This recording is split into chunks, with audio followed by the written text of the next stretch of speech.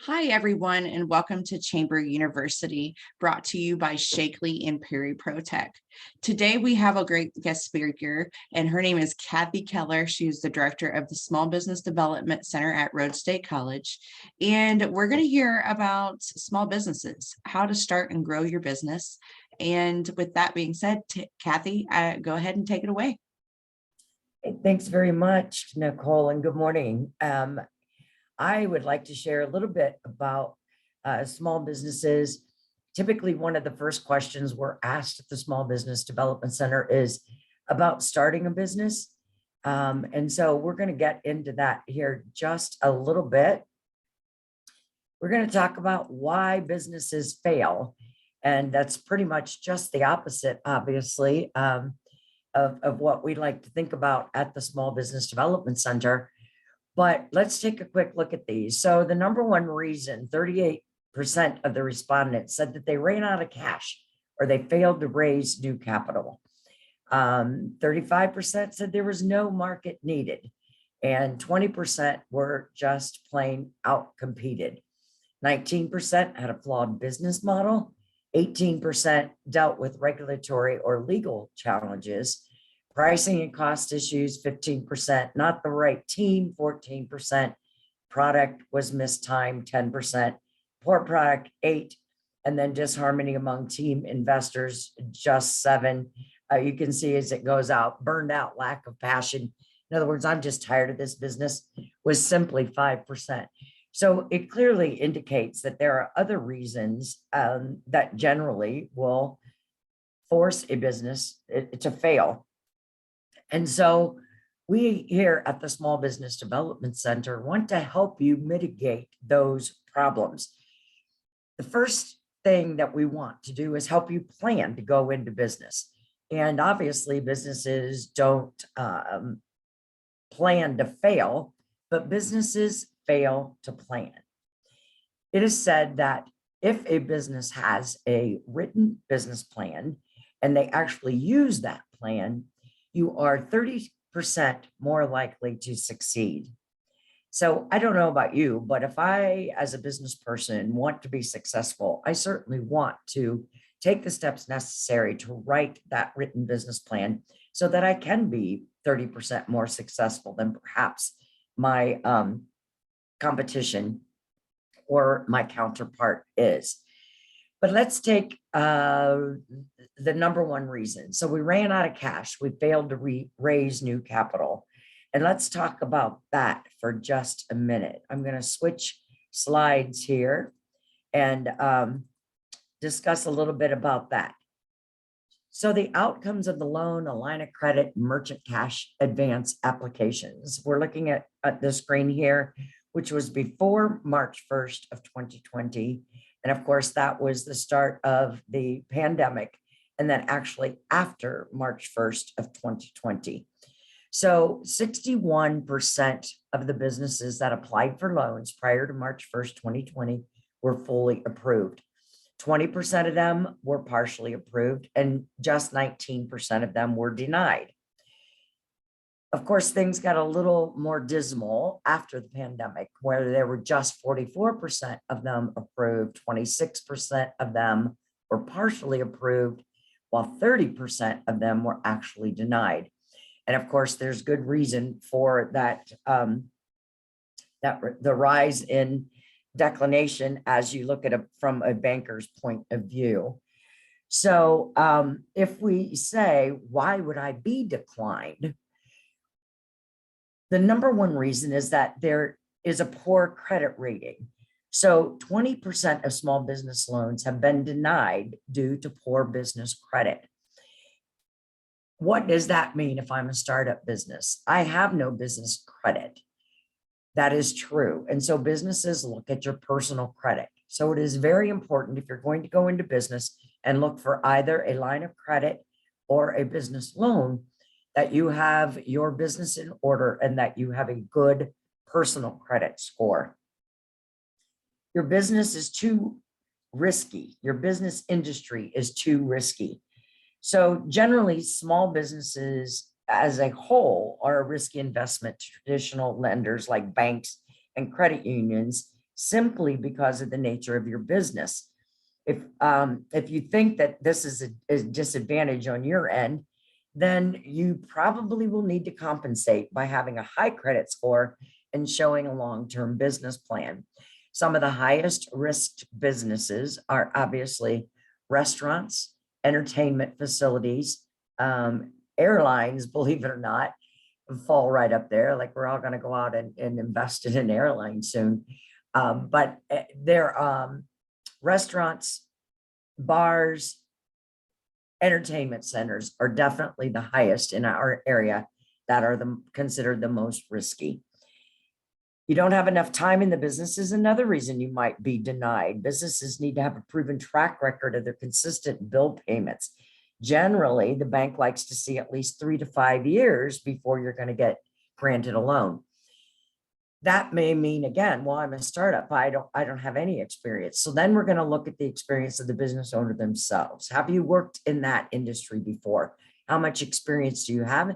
And at what level do you have that experience? Your debt utilization is either too low or too high. And what do you mean? I've got all this credit and I'm barely using any of it. But a bank says that maintaining a credit utilization ratio of around 30% is ideal. So they want to know that, yes, you have credit, but you also know how to use it and how to repay it. And so this means if you have a business credit card with a limit of, let's say, $100,000, you should try to keep that usage at around $30,000. So don't exceed that 30,000. And we really don't want to see you go below 20,000 because then you've got more credit than you really need. And that also does not reflect well in your credit report. And finally, you don't have a solid business plan. So one of the main reasons that small business owners get rejected for loans is because they don't have a good business plan. As mentioned, small businesses are generally riskier loan applicants than their larger counterparts, simply because of their inability or instability of income and the lack of available resources to support their growth. So businesses with a written business plan are approximately 30% more successful than those without. And again, we here at the Small Business Development Center are prepared to help you with that written business plan, with your cash flow projections, and any other needs that may arise as you continue to grow your business. So we're not just for startups. We also help businesses in their growth plan, in their exit plan, in their sales. Maybe you do want to sell your business and move on to something different. We're here to help you. We are a grant-funded program. We are funded through both the Small Business Administration at the federal level, as well as the Development Services Agency at the state level. And as our host, Rhodes State College also contributes locally. And as of last October, the Lima Allen County Chamber of Commerce has agreed to invest in us as well by providing some satellite office space, which we have found to be very useful in the Lima Chamber office. So we are trying to become more accessible to all of our clients, and the services we provide because of our grant funding are offered at no charge to our clients. So if you ever have any questions, please feel free to give us a call. We'll set an appointment and talk about your specific needs one-on-one and help you in any way that we can. I also want to bring up that traditional financing can be coupled with some public financing. And the state of Ohio has just recently announced 2 new programs that they have available through the Minority Business Division at Ohio Development Services Agency. One of those loan programs is offered at 0% interest. So while it's not a grant, certainly 0% cannot be beat. And so as long as you can continue to make those payments in a timely manner, there is no interest charge. And the other one is at a low interest rate of 3%. However, both these programs require that you are either certified as a minority business or a woman business enterprise. And again, the SBDC can help you with that certification process. Of course, there are other a few other parameters, and we can certainly talk about those one-on-one for your specific needs. So I certainly invite any of you to reach out to us, and we'll be happy to help in any way we can. And with that, I would entertain any questions you might have, open it up for conversation. Hi, Kathy. One of the questions I did see is, as a small business, how often is it recommended to review your business plan? The business plan, again, if it's written and put on the shelf just to draw dust, it's a worthless tool, obviously. So a business plan is actually a living, breathing document, so to speak. And so we should review it frequently. And when I say that, a minimum of 6 months, you should actually sit down and review that written business plan. However, if you notice considerable differences in your sales or the type of requests you're getting for your services, then, we need to look at that obviously more frequently. So there really isn't a magic number. But once it's done, again, it's not written in stone and it can be revised. And I would recommend a minimum of a 6-month period. That's good information to know. Thank you. When it comes to, because you had mentioned the certification, because I know that currently, like you said, it is a hot topic right now. Yes. What would be entailed? Like, what would a person, let's just say I own a business and I want to be certified. Is there classes? How does that work? Is there classes that I take, or is it a specific type of application process that you go through? To become certified is basically a certification process. When you make application for these two particular programs, you are going to be certified through the state of Ohio. And they have a very stringent checklist of documents that need to be submitted with your application. There's nothing that's out of the ordinary. It's just a matter of gathering them. For instance, your most current financials, your previous 2 years financials, your tax returns from the previous years, those kinds of things. Your proof of birth certificate. Again, just general information. So if I'm a married person then and a business owner and I have a partnership with my spouse, does it have to be set up? That all depends on how the business is structured as well, correct? Yes, and to get any certification, I'm sorry, I should have clarified that. Thank you for the question, Nicole. So in order to become certified, you must be 51% must be a minority or woman owner of that business. Okay. So you're certifying to them that you indeed are, and that means not just in name, but that you are in the day-to-day operations of that business and that you truly are an integral owner and indeed more than 51% or more owner in that business. Yes, that is the first criteria. Once you get past that, then we get to that checklist and start gathering all the paperwork. Thank you. Oh, that's great information to know, and a lot of details that a lot of business owners probably aren't aware of, especially that the SBDC, which is short for the Small Business Development Center, is, funded partially by, well, with yours, Rhodes State College, partially by the state, and that these services are free and open to them.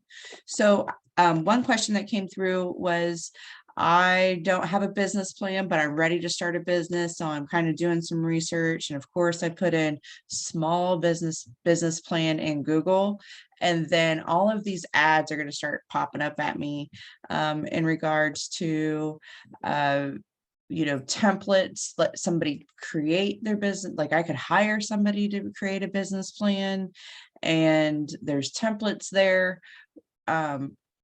which is they're doing their job in advertising and offering services as well. However, I'm curious to know what they're asking is that a smart decision to do? Or I know research is a smart decision, but I think what they're going for is that something that they should like attempt to do before they talk to you? Is that necessary?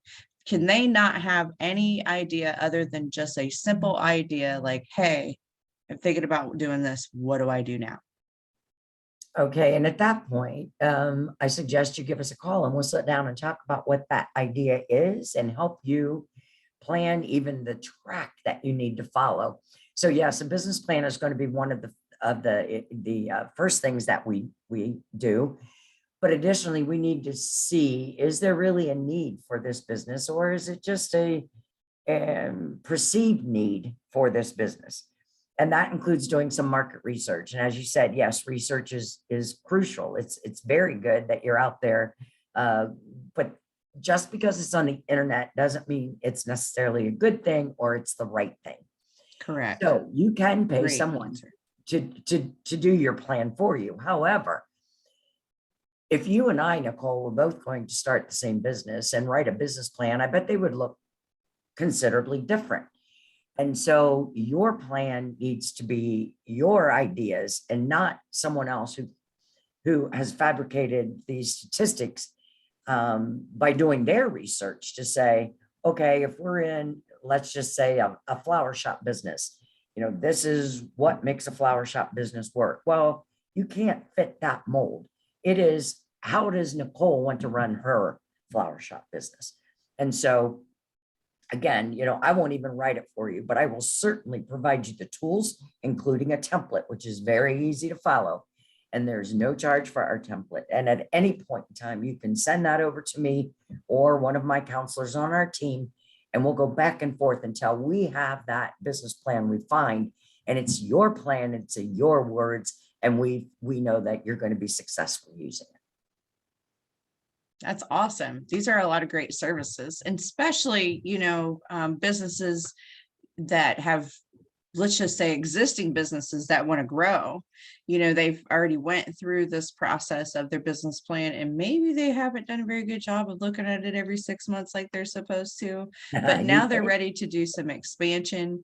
And, it's definitely something they can contact the Small Business Development Center to do that as well, right? To talk about expansion and then even succession planning, because I know some business owners, they're to the point now where they like to either sell it, hand it down, and what does that look like?